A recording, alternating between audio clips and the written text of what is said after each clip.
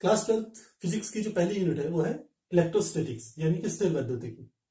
इसमें first chapter हमारा आता है विद्युत आवेश तथा विद्युत क्षेत्र, और इसमें फर्स्ट टॉपिक है घर्षण विद्युत। घर्षण विद्युत दो शब्दों से मिलकर बना है, घर्षण तथा विद्युत।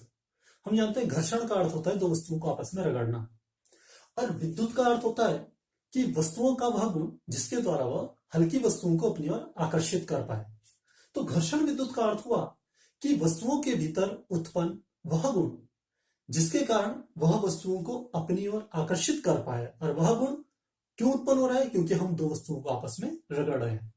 ठीक ऐसा ही एक घटना आज से लगभग 2500 वर्ष पहले यूनान का एक दार्शनिक थे थेल्स, उन्होंने देखी थी कि जब हम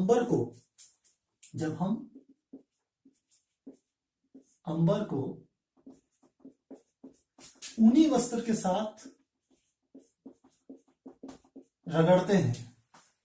अंबर एक प्रकार का पदार्थ होता है, जब इसे ऊनी वस्त्र के साथ आपस में रगड़ते हैं तो अंबर में एक ऐसा गुण आता है जिससे वह हल्की वस्तुओं को अपनी ओर आकर्षित कर पाए। तब कहा गया जो अंबर है ये विद्युतमय हो गया।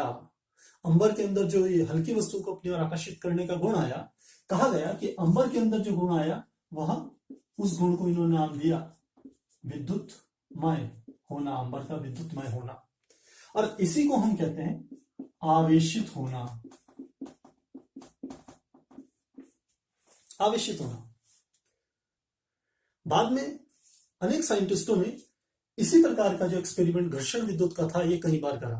केवल ऐसा नहीं है कि अंबर को ही केवल ऊनी वस्त्र के साथ रगड़ने पर अंबर पर हल्की वस्तुओं को अपनी ओर आकर्षित करने का गुण है। बहुत सी ऐसी घटनाएं हैं। हम यदि कंघा लें, प्लास्टिक का कंघा लें, और यदि उसको सूखे बालों पर रगड़ें तो हम देखते हैं वह कंघा भी हल्के कागज के छोटे छोटे टुकड़ों को अपनी ओर आकर्षित कर पाता है। तो इसी प्रकार अन्य वस्तुओं को भी जब रगड़ा गया तो उनके अंदर भी ऐसा ही गुण उत्पन्न हो गया। तो हमने देखा कि जब एक कांच की छड़ को, ये हम बनाते हैं एक, यह कांच की छड़, कांच की छड़ को जब एक ऊनी वस्त्र के साथ रखा गया, ऊनी वस्त्र से रगड़ते हैं तो कांच की छड़ में भी ऐसा ही गुण आ जाता है। इसी प्रकार यदि एक एबोनाइट की छड़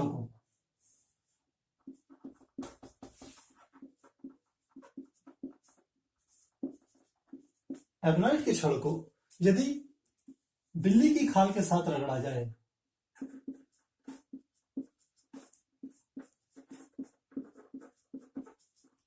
तो एबोनाइट की छड़ में भी इसी प्रकार का गुण आ जाता है। बाद में साइंटिस्टों ने यह निष्कर्ष निकाला कि आवेश दो प्रकार का होता है। प्रारंभ में तो साइंटिस्टों को ऐसा कुछ पता नहीं था, जैसा हमको पता है कि आवेश दो प्रकार का होता है, एक धन आवेश होता है, एक ऋण आवेश होता है। लेकिन साइंटिस्टों को ऐसा नहीं पता था कि धन ऋण प्रकार के दो प्रकार के आवेश होते हैं। साइंटिस्टों ने इन्हीं एक्सपेरिमेंटों को जब आगे बढ़ाया तब उन्होंने ये निष्कर्ष निकाला कि आवेश दो प्रकार का होता है। तो कैसे उन्होंने करा? उन्होंने कांच की दो छड़ें ली और दोनों को ऊनी वस्त्र से रगड़ा। अब जब दोनों कांच की छड़ों को एक दूसरे के समीप लाया गया, यह जैसे ये कांच की छड़ है वैसे ये भी कांच की छड़,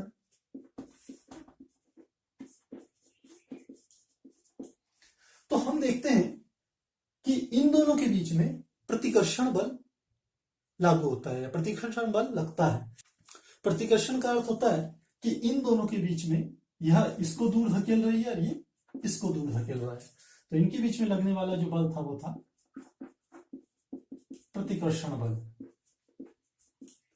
ठीक इसी प्रकार जब दो एबोनाइट की छड़ ली गई और उन्हें एक बिल्ली की खाल के साथ रगड़ा गया, तब यदि एबोनाइट की छड़ को जब एक दूसरे के समीप लाए तो हम देखते हैं इनके बीच में भी प्रतिकर्षण बल लगता है। यानी कि जो प्रतिकर्षण बल यहां लग रहा था वही प्रतिकर्षण बल यहां लग रहा है। यह भी एबोनाइट की छड़ है।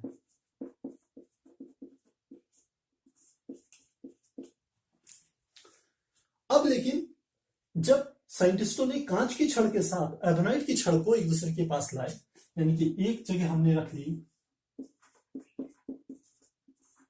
कांच की छड़ और इसके समीप पर जब लाए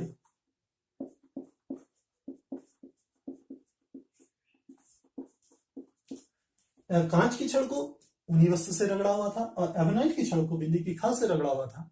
अब जब कांच की छड़ को एबोनाइट छड़ के समीप लाते हैं तो हम देखते हैं इनमें आकर्षण बल लगता है।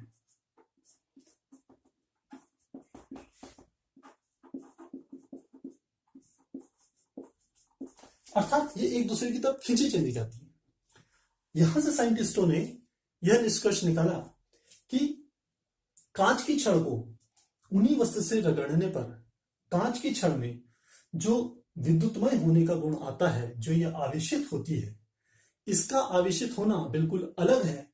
एबोनाइट की छड़ को जब बिल्ली की खाल से रगड़ा जाता है तो एबोनाइट की छड़ में जो आवेशित होने का गुण आता है वह अलग है। कहने का तात्पर्य यह है कि कांच की छड़ का आवेश अलग प्रकार का है और एबोनाइट की छड़ का आवेश अलग प्रकार का है। यहां से वैज्ञानिकों ने यह निष्कर्ष निकाला कि आवेश दो प्रकार का होता है। अभी तक हमने दो बातें तो समझ गए कि एक घर्षण विद्युत क्या होता है और आवेश दो प्रकार के होते हैं। अब हम बात करते हैं आधुनिक इलेक्ट्रॉन सिद्धांत की। आधुनिक इलेक्ट्रॉन सिद्धांत ये कहता है कि ब्रह्मांड में जितनी भी वस्तुएं हैं वो छोटे छोटे कणों से मिलकर के बनी हुई है और ये छोटे छोटे कण जो हैं वह अणुओं से मिलकर के बने हुए हैं और अणु जो हैं वो परमाणुओं से मिलकर के बने हैं। तो हम इनके क्रम को लिख सकते हैं, पदार्थ या कण अणु से मिलकर के बने हैं और ये जो अणु है यह परमाणु से मिलकर के बने हैं। तो अब सबसे पहले हम समझेंगे कि यह परमाणु क्या है, इसका स्ट्रक्चर क्या होता है। हम समझते हैं एक हीलियम का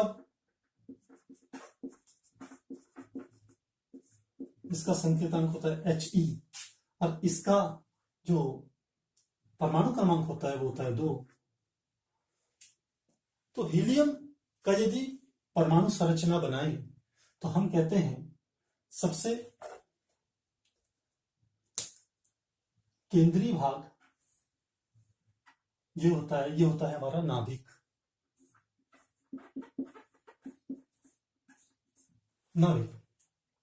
और नाभिक में दो प्रकार के कण होते हैं, एक होते हैं हमारे प्रोटॉन और दूसरा प्रकार का हमारा कण होता है न्यूट्रॉन।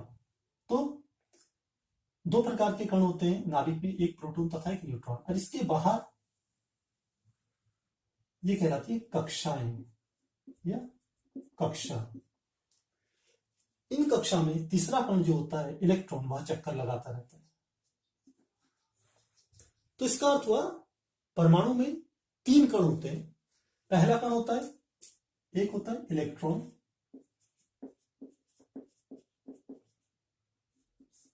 एक होता है प्रोटॉन और एक होता है न्यूट्रॉन। इलेक्ट्रॉन को इससे प्रदर्शित किया जाता है, प्रोटॉन को P से और न्यूट्रॉन को N से प्रदर्शित किया जाता है। इलेक्ट्रॉन एक ऋणावेशित कण है,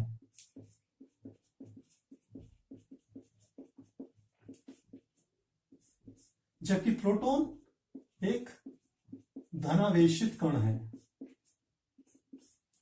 और न्यूट्रॉन में कोई आवेश नहीं होता है, इसलिए हम कहते हैं यह उदासीन कण है। इलेक्ट्रॉन पे जो आवेश होता है उसका मान होता है -1.6 गुणा 10 की घात -19 कूलाम। इसी प्रकार प्रोटॉन पे जो आवेश होता है वो धनात्मक होता है, इसका मान होता है 1.6 गुणा 10 की घात -19 कूलाम।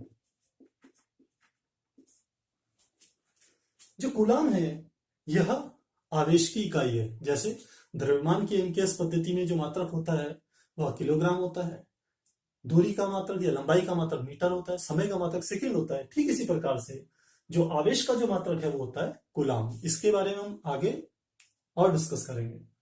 और जो तीसरा कण होता है न्यूट्रॉन, वह उदासीन कण है।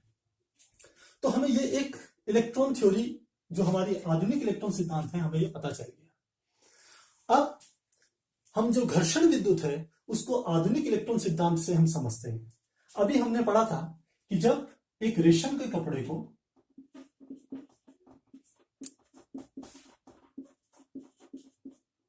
ये हमने एक रेशम का कपड़ा लिया है।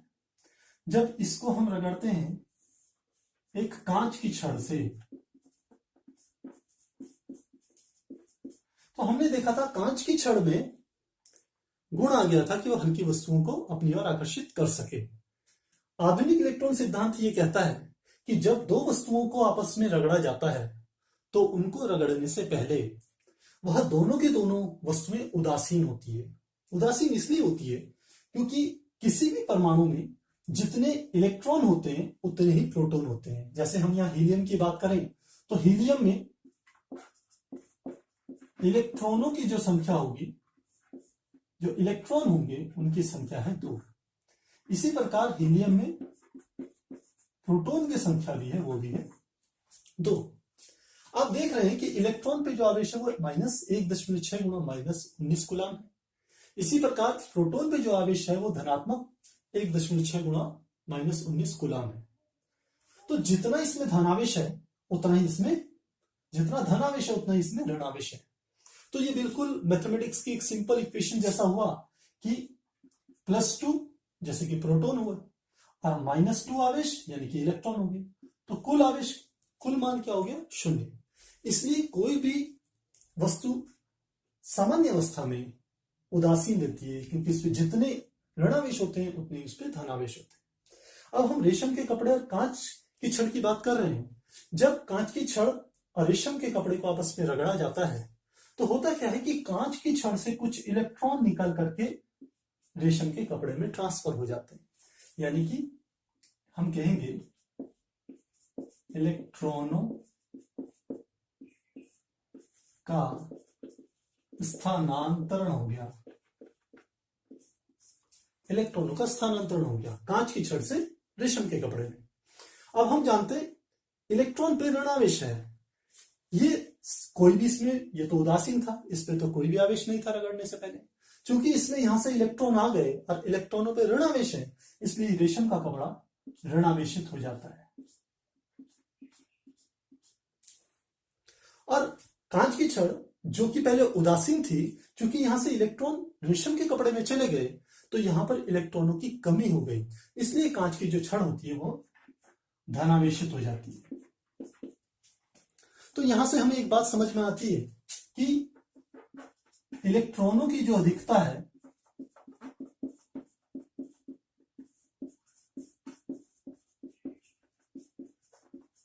यदि किसी पदार्थ में इलेक्ट्रॉन सामान्य अवस्था से अधिक हो जाए तो उससे वह पदार्थ ऋणावेशित हो जाता है।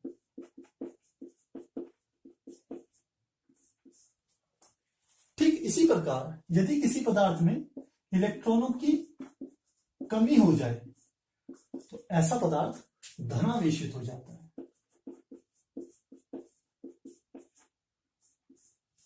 अब हम समझ सकते हैं कि कांच की छड़ से इलेक्ट्रॉन रेशम के कपड़े में चले गए, इसलिए रेशम का कपड़ा ऋणावेशित हो गया।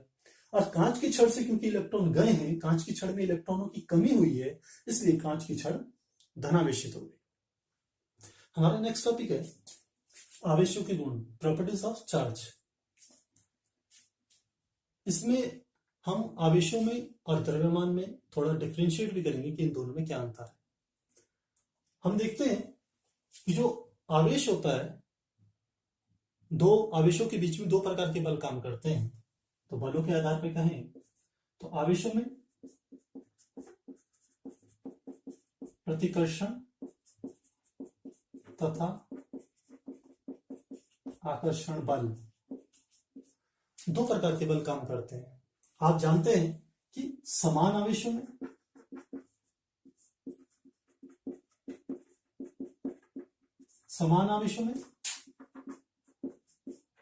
प्रतिकर्षण बल तथा विपरीत आवेशों में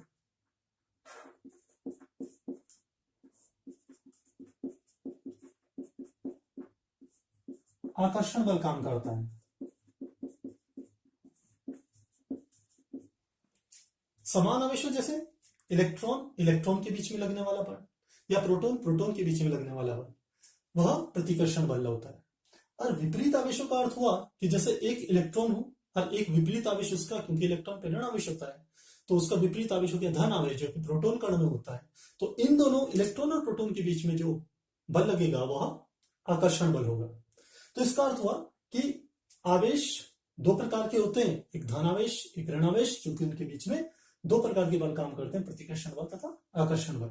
यदि हम यहीं पर द्रव्यमान की बात करें तो आप जानते हैं, आपने क्लास 11th में न्यूटन के सार्वत्रिक गुरुत्वाकर्षण का नियम पढ़ा था कि जहां पर दो पिंडों के बीच में लगने वाले आकर्षण बल की बात की गई थी। क्योंकि द्रव्यमानों के बीच में केवल एक आकर्षण बल ही काम करता है, इसलिए हम कहते हैं द्रव्यमान केवल एक प्रकार का ही होता है। दूसरा आवेशों के गुण में है विद्युत प्रेरण।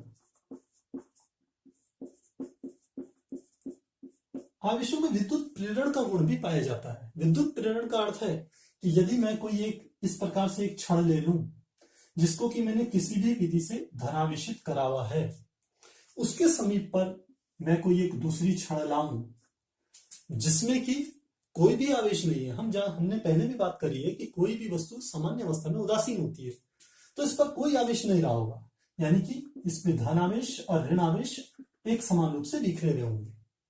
लेकिन जैसे ही इस निरावेशित या उदासीन छड़ के समीप कोई एक आवेशित छड़ लाई जाती है, जैसे कि मैं ये वाली छड़ ला रहा हूं इसके समीप, तो हम देखते हैं इस छड़ पर है धनावेश। इसका धनावेश इस छड़ पे जो बिखरा हुआ है धन और ऋण आवेश, उनमें से सभी धन आवेशों को प्रतिकर्षित करेगा, क्योंकि हमने कहा कि समान आवेशों के बीच में प्रतिकर्षण बल काम करता है।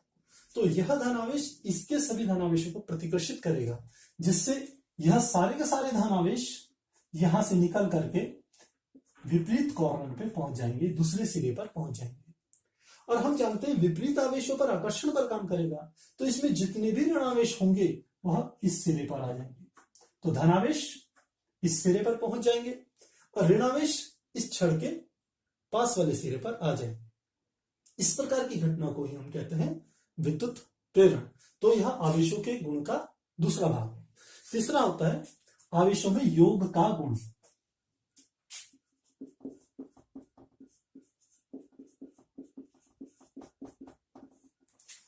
योग का गुण, योग के गुण से तात्पर्य है कि जिस प्रकार हम संख्याओं को जोड़ते हैं, क्योंकि आवेश एक अदिश राशि है, इसलिए जिस प्रकार संख्याओं को जोड़ा जाता है कि 1 + 2 = 3, इसी प्रकार आवेशों को भी सीधे सीधे जोड़ सकते हैं।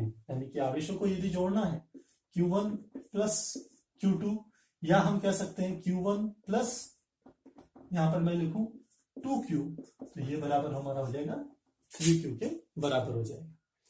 अगला आता है आवेश संरक्षण का नियम। आवेश संरक्षण का नियम, ये हमारा थर्ड प्रॉपर्टीज थी, ये फोर्थ है। आवेश संरक्षण का नियम आपने पिछली क्लासों में ऊर्जा संरक्षण का नियम था कि ऊर्जा को न तो उत्पन्न किया जा सकता है, नहीं नष्ट किया जा सकता है। ठीक है, इसी प्रकार द्रव्यमान संरक्षण का भी आपने केमिस्ट्री में नियम पढ़ा था, द्रव्यमान अविनाशिता का नियम। ठीक उसी प्रकार से यहाँ पर आवेश संरक्षण का नियम है। यह कहता है कि आवेश जो है वो संरक्षित रहता है किसी भी अभिक्रिया के दौरान। जैसे अभी इससे पहले हमने रेशम के कपड़े को जब कांच की छड़ से रगड़ा था, तो हमने कहा था कांच की छड़ से इलेक्ट्रॉन निकल करके रेशम के कपड़े में चले गए थे। तो इसका अर्थ हुआ रगड़ने से पहले कांच की छड़ और रेशम के कपड़े में कुल इलेक्ट्रॉनों की संख्या जितनी थी वह रगड़ने के बाद भी उतनी ही रहेगी, केवल इलेक्ट्रॉन स्थानांतरित होते हैं कांच की छड़ से रेशम के कपड़े पर। तो यह हमारा कहलाता है आवेश संरक्षण का नियम। फिफ्थ नियम हमारा आता है, फिफ्थ नियम होता है आवेश की मात्रा पर वेग का प्रभाव। आपने पिछली क्लासों में एक थ्योरी पढ़ी होगी कि यदि कोई पिंड है तो उसके यदि द्रव्यमान नापते हैं तो दो प्रकार के द्रव्यमान होते हैं। एक होता है उसका विराम द्रव्यमान। तो विराम द्रव्यमान को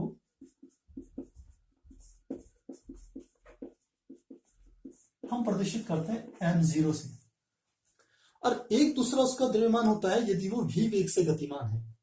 तो यदि m द्रव्यमान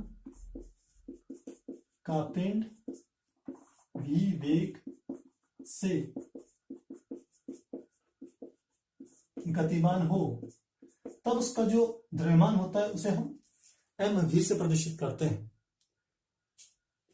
तो जब कोई पिंड चलता है तो यह माना जाता है कि द्रव्यमान में परिवर्तन आता है और उसके द्रव्यमान का परिवर्तन का सूत्र होता है mv बराबर होता है m0 upon under root 1 minus v square upon c square, जहां mv v वेग से चलते हुए पिंड का द्रव्यमान है, m0 पिंड का विराम द्रव्यमान है, v उस पिंड का वेग है और c है प्रकाश की चाल। तो हम कह सकते हैं कि द्रव्यमान पर वेग का प्रभाव पड़ता है, लेकिन आवेश पर वेग का कोई भी प्रभाव नहीं पड़ता।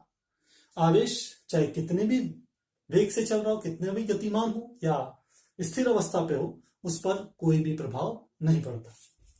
अगला हमारा टॉपिक आता है आवेश की क्वांटम प्रकृति।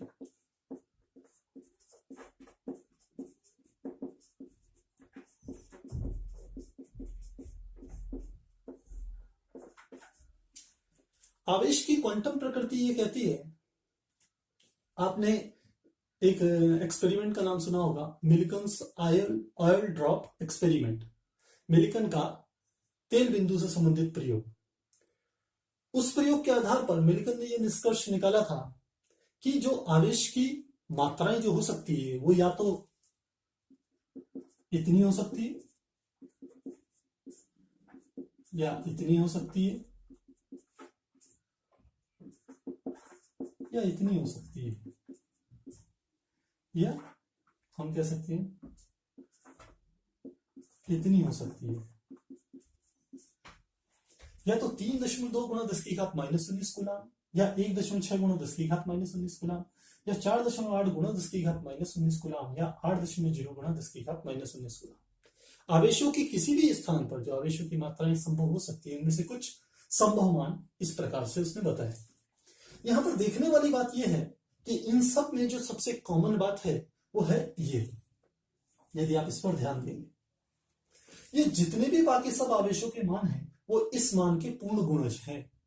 यहां 1.6 या 3.2 है तो यह इस मान का 2 गुना है। ये 4.8 है तो यह इस मान का 3 गुना है, और ये वाला जो मान है वह इस मान का 5 गुना है। तो वहां से यह निष्कर्ष निकला कि जो एक न्यूनतम संभव आवेश की जो मात्रा हो सकती है वह मात्रा 1.6 गुणा 10 की घात -19 कूलम होती है। और हमने अभी पढ़ा भी था कि इलेक्ट्रॉन पर जो आवेश होता है वह इतना ही होता है, 1.6 गुणा 10 की घात -19 कूलम वो ऋणात्मक आवेश होता है, और प्रोटॉन पर भी जो आवेश होता है वो 1.6 गुणा 10 की घात -19 कूलम होता है, वो धनात्मक होता है। इसका अर्थ हुआ कि आवेश की जो न्यूनतम मात्रा है वो इतनी होती है, और किसी भी वस्तु पर जो कुल आवेश होगा वो इस मान का पूर्ण गुणज ही होगा। यानी कि हम कह सकते हैं कि Q का जो मान होगा, यदि हम इस मान को एक E से रिप्रेजेंट करें तो Q का मान या तो 1 मल्टीप्लाई E होगा, या Q का मान 2 मल्टीप्लाई E होगा, या Q का मान 3 मल्टीप्लाई E होगा। यानी कि Q का मान इस न्यूनतम मान का या तो 1 गुना होगा, या 2 गुना होगा, या 3 गुना होगा, या हम इसी को यदि आगे क्रम लगाएं तो हम कह सकते हैं ये क्या होगा, या फिर n गुना होगा, n e के बराबर होगा। साथ ही हम ये भी जानते हैं कि आवेश दो प्रकार का होता है, एक धन आवेश और एक ऋण आवेश। तो आवेश की दोनों मात्राएं संभव है, तो हम इसी के आगे सूत्र के आगे प्लस और माइनस निशान लगा देते हैं, और यही हमारा कहलाता है आवेशों की क्वांटम प्रकृति। अर्थात आवेशों का एक न्यूनतम मान संभव है और बाकी जितने भी आवेश होंगे वह इस न्यूनतम मान के पूर्ण गुणज ही होंगे। तो ये हमारा सूत्र आता है Q = प्लस माइनस NE, जहां n का जो मान होगा वो या तो 1 होगा, या 2 होगा, या 3 होगा, एंड सो ऑन। इसी प्रकार से अन्य भी हो सकता है।